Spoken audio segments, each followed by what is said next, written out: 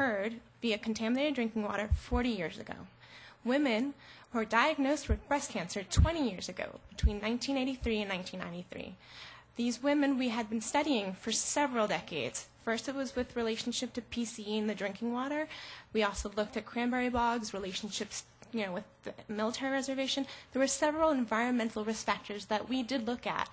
And eventually, we came upon a geographic co-location association with the Barnstable wastewater treatment facility.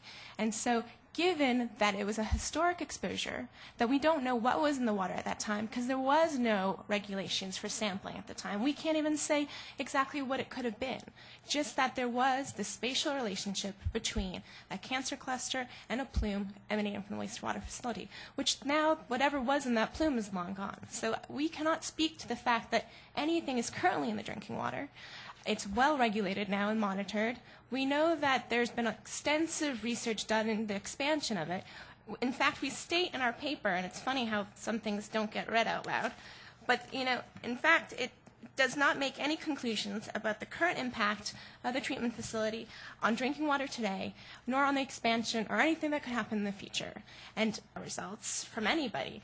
But really, we never felt it was relevant for moving on, because we knew the exposure was historic. In our work, that's one of the limitations, is the fact that it was a retrospective analysis, where women had to remember what they were doing and where they were living and what they were drinking.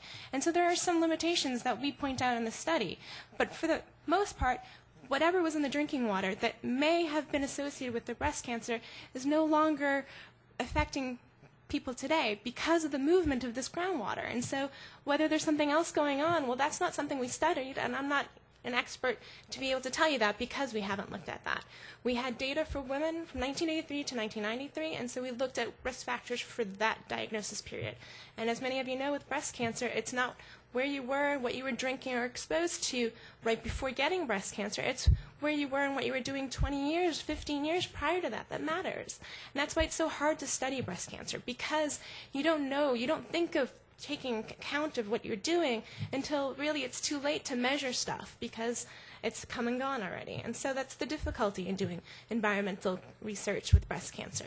But I do want to say that right now, as far as the study goes, it just shows that there has been shown a relationship with historic exposures and historic breast cancer, and nothing about what could happen in the future.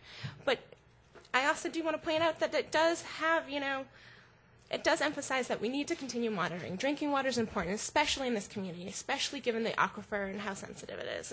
And really, we want regulations in place, and I feel that the community is aware of that already. So anyway, I'm here to answer any questions, and I apologize for any misinterpretation or misrepresentation of our results, because that is in no way how Boston University likes to do science.